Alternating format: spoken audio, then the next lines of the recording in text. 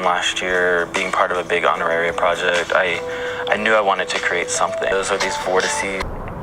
That's when he and everybody that's an artist is just a much cooler person than a normal person, for whatever reason. Hello, Basalt.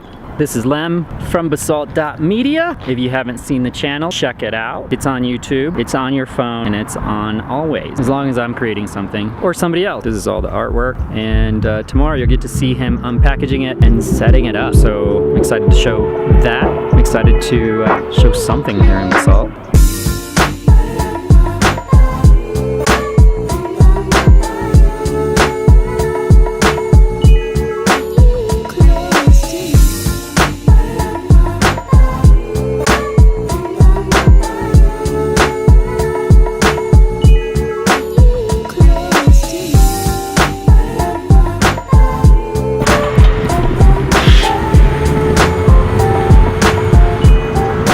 Started working on the first one. Oh, this is the first. Yeah, so they were all in multiple pieces, so we spent most of the first day just kind of distributing them to their respective sites. So this is the first one we actually started assembling. We've been going at it for just a couple hours, I guess. And this is one of the two largest of the 5 pieces.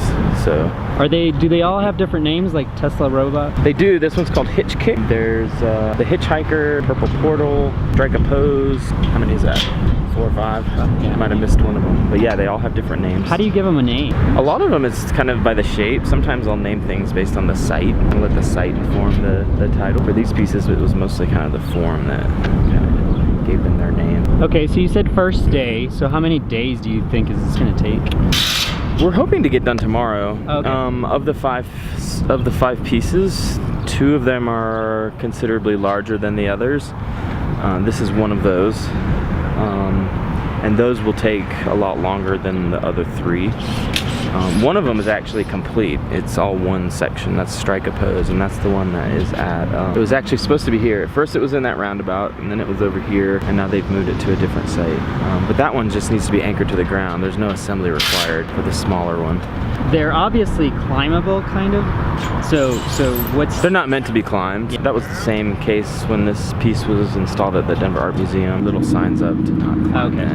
And they're not meant to be climbed, but it's like any piece of public art. If people want to climb it, they're gonna climb it, you know? I mean, these aluminum rods can bend. I mean, when it was at the art museum for a few months, you know, some people would step on them and they would get bent, but they bend right back into place. It's made of aluminum, so it's really soft metal. To give you a tear in your eye when you see it. A little bit. Yeah, a little bit. As a whole, as a unit, the thing is engineered to be very strong. Yeah, you know? okay, yeah. I mean, the assembly is very strong. The individual rods, you can actually bend them. They're small enough to be bent. Is your other artwork, like, is the aesthetic similar to this, or is it crazy or different? A style, yeah.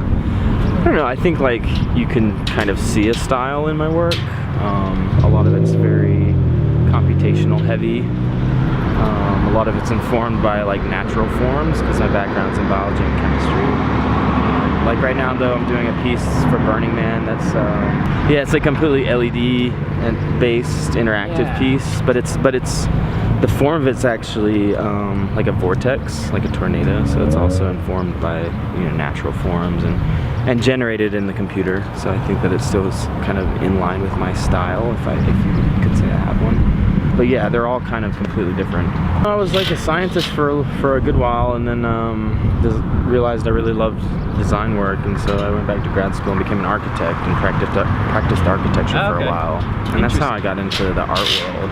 It's not a far jump. It's really not a far jump, kind of that creative process of designing things. Yeah, it was actually a pretty easy transition for me to go from architecture to art, and I love it. I work full-time for a company called Demiurge, which is a sculptural fabrication studio. So, you know, we do things like this for other artists all the time. They kind of pick up right after their concept design and do all the design development, all the installation, fabrication of their pieces. For me, this was, you know, this is an opportunity that came along through my job, and then I go after other things like the Burning Man honoraria, kind of on my own, but then I also have the resources of Demiurge to actually make it happen. Okay.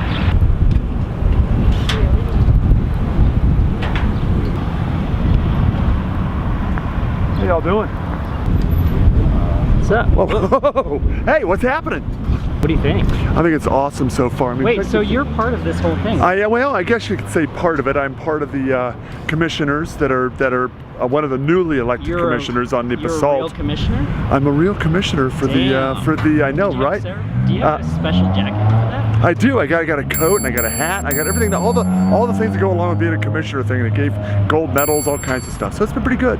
Yeah, no, I'm one of the newly elected, not elected, one of the newly appointed commissioners on the Basalt Public Arts Commission.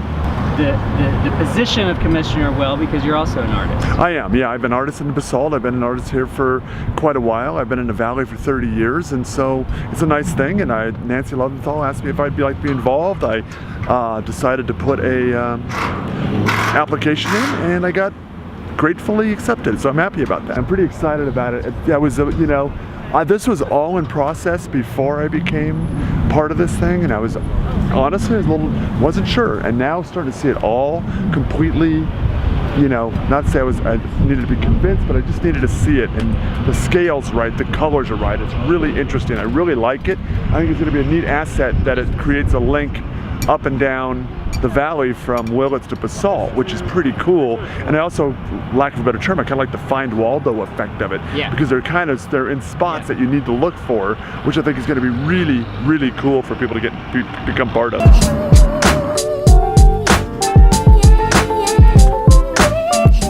You even have one of these things.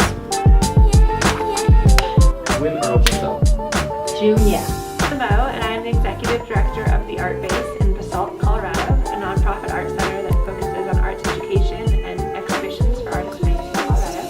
And I am thrilled to be here today with Wynn Buzzell, who is the artist and designer and design fabricator of Modio, which is the first public art sculpture to go into Basalt, implemented by the Basalt Public Art Commission.